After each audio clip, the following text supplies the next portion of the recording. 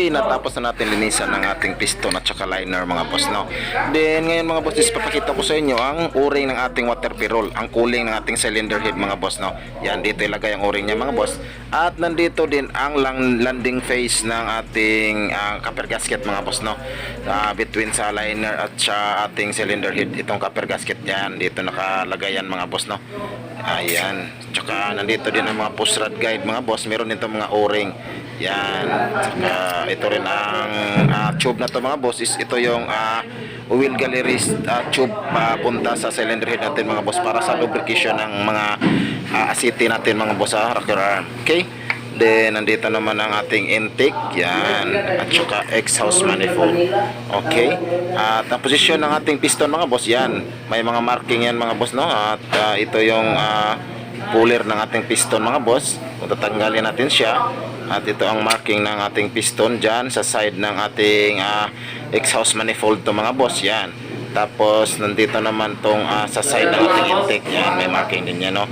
At itong sa side ng ating straight ng ating block mga boss, na sa straight ng ating block, yan, may marking din yan.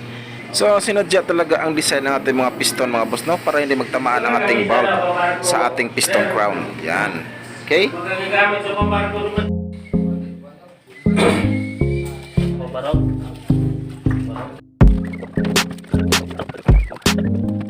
Uno ni o size. Uno yung size. Di ba sa tres na iba ito? Uno to sa supply weight.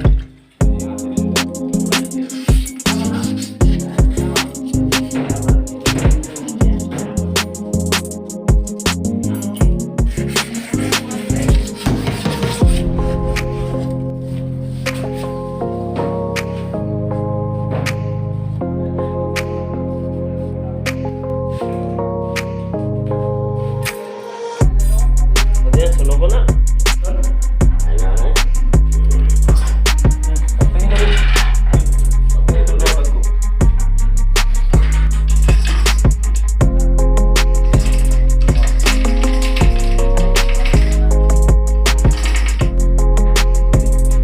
Ilang barang kwadrat eh?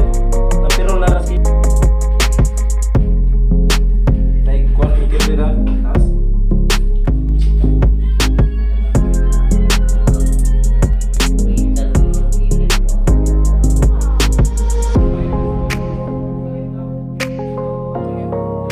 Babaw na pit. Oo, alas 12 na kapit mo po rin.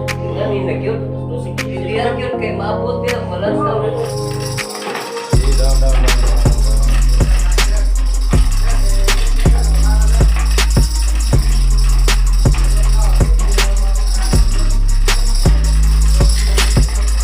Ang mahirap niya kapal.